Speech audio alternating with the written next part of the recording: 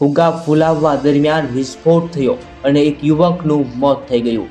સુરત તથા અનેક શહેર વિસ્તારમાં પતંગની સાથે ફુગ્ગાઓ પણ ખૂબ જ મોટા પ્રમાણમાં વેચાતા હોય છે।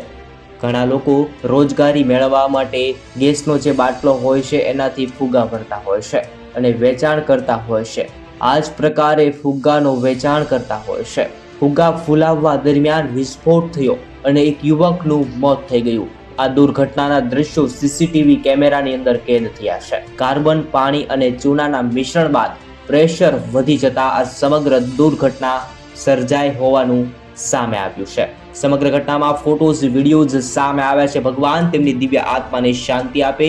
બ્લાસ્ટના સીસીટીવી સામે આવ્યા છે।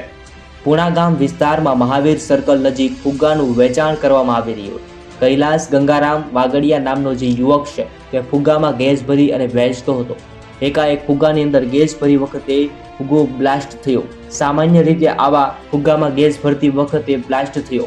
સામાન્ય રીતે આવા કિસ્સાઓ બનતા હોય છે। જ્યારે આ કિસ્સો સામે આવ્યો છે, સીસીટીવી ફૂટેજ પણ વાયરલ થયા છે। ભગવાન આ વ્યક્તિની આત્માને શાંતિ આપે। ઓમ શાંતિ।